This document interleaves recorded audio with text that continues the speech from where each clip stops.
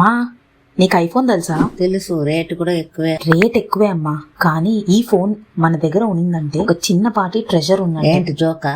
నిజమ్మా, దీని cost 1 lakh రూపీసే అయినా ప్రతి ఐఫోన్ మ్యానుఫ్యాక్చరింగ్ లో 0.034 grams of gold, 0.34 grams of silver, ఇంకా కొన్ని రేర్ మెటల్స్ ఉంటాయంట. ఇంతకీ అవి ఎందుకు వాడతారు? ఇవి సర్క్యూట్ బోర్డ్ లో కనెక్టర్స్ వర్క్ అవ్వడం కోసం వాడతారు.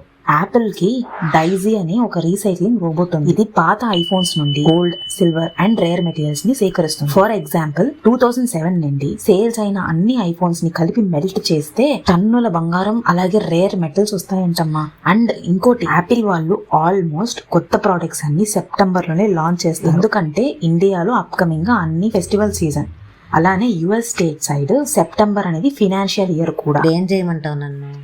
సో అంటే ఈ ఐఫోన్ ఒక చిన్న ట్రెజర్ లాంటిదేగా. రేపు ఐఫోన్ 17 లాంచ్ ఉందమ్మా. 19th నుండి సేల్స్ స్టార్ట్ అవుతాయంట. కొందామా? ఎందుకా ఇంత చెప్పావు? వెళ్దాం పదా, 1,00,000 పెట్టి 3 మిల్లీగ్రాముల బంగారం తెద్దాం. ఇంతకీ కొందామన్నట్ట లేదా వద్దనా? ఇలాంటి మరింత కంటెంట్ కోసం సబ్స్క్రైబ్ చేసుకోండి.